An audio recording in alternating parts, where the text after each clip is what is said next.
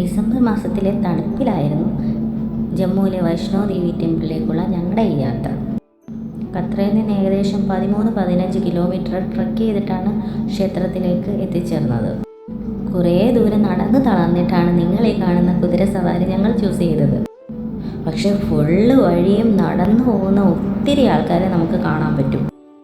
പക്ഷെ ഹോണസ്റ്റ്ലി അവിടുത്തെ ക്രൗഡ് കാണുമ്പോൾ വയസ്സായ ആളുകളും ചെറിയ കുഞ്ഞുങ്ങളെ കൊണ്ടുള്ള കുടുംബങ്ങളും ഒക്കെ ഒട്ടും ടയർഡാവാതെ കയറുന്നത് കാണുമ്പോൾ നമ്മൾ ഓട്ടോമാറ്റിക്കലി മോട്ടിവേറ്റ് ആയി പോകും.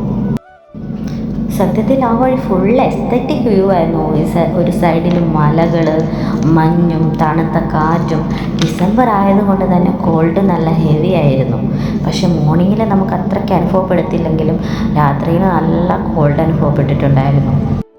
കുതിര സവാരിക്കും ലിമിറ്റേഷനുണ്ട്. ഒരു സ്ഥലം കഴിഞ്ഞ് കഴിഞ്ഞാൽ പിന്നെ നമ്മൾ നടന്ന് തന്നെ കയറേണ്ടി വരും. അപ്പോൾ ഞങ്ങൾ വാക്കിംഗ് സ്റ്റിക്കൊക്കെ വാങ്ങിച്ചിട്ട് വീണ്ടും നടന്ന് കയറാൻ തുടങ്ങി.